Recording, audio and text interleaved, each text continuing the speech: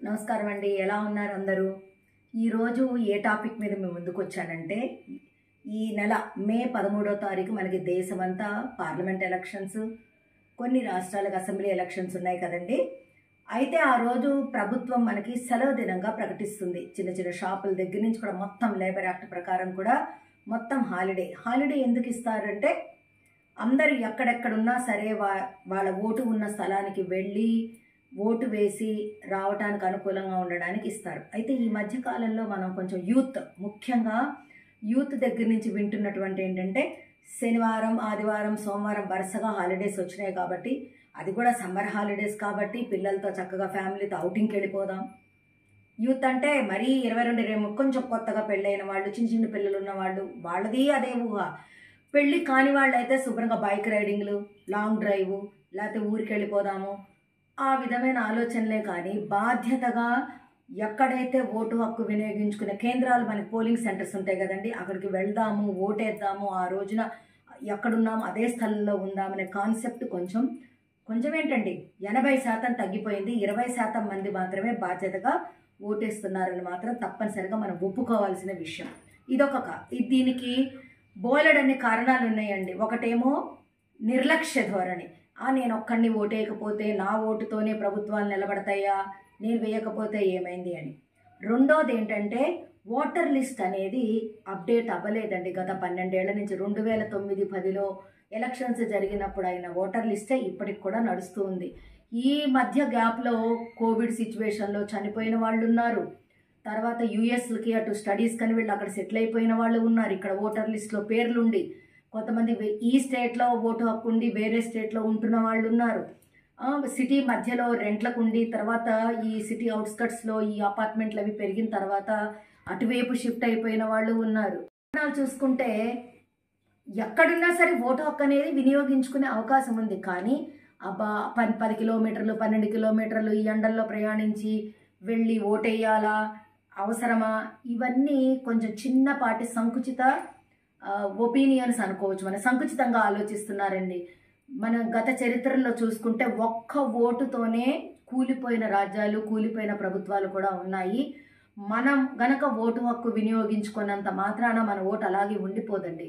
అయితే కొంతమంది ఏమంటారంటే, నాకు ఏ పార్టీ నచ్చలేదు, ఏ క్యాండిడేట్లు నచ్చలేదు, అనవసరంగా పనికిమాలిన వాళ్ళకి, వేస్ట్ గాళ్ళకి వేసి నా ఓటుని నేను వేస్ట్ చేసుకోను అనే వాళ్ళు కూడా ఉన్నారు. అలాంటి వాళ్ళు చక్కగా పోలింగ్ సెంటర్కి వెళ్ళండి.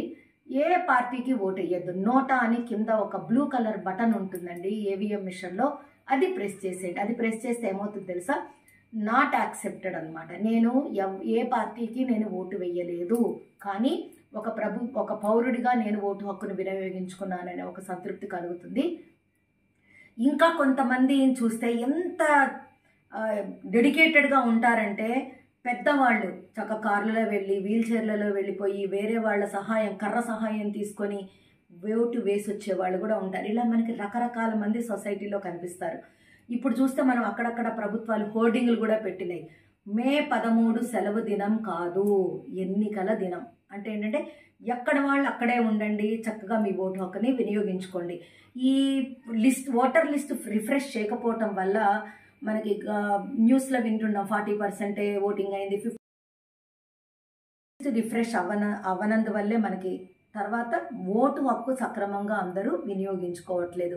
మరి చిన్నతనంలో వాళ్ళ స్కూళ్ళలో చదువుకునేటప్పుడు సోషల్ స్టడీస్లో వాళ్ళ టీచర్స్ ఏం చెప్పారు, అసలు ఎలక్షన్స్ గురించి పెద్ద పెద్ద చాప్టర్లు ఉన్నాయి మనకి సిబిఎస్ఈ కరికులంలో కానీ, స్టేట్ కరికులంలో కానీ, గవర్నమెంట్ గురించి కానీ, సిటిజన్ యూనివర్సల్ ఫ్రాంచైజీ ఆ రైట్ గురించి కానీ మొత్తం.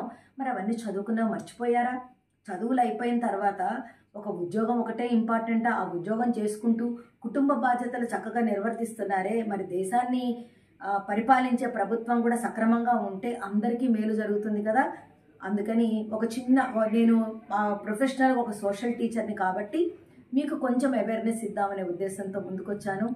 ఎక్కడ ఓటు హక్కు ఉంటే ఎంత దూరమైనా సరే వెళ్ళి ఓటు వేయండి. ఒక పౌరుడిగా మీ బాధ్యతని నిర్వర్తించుకోండి.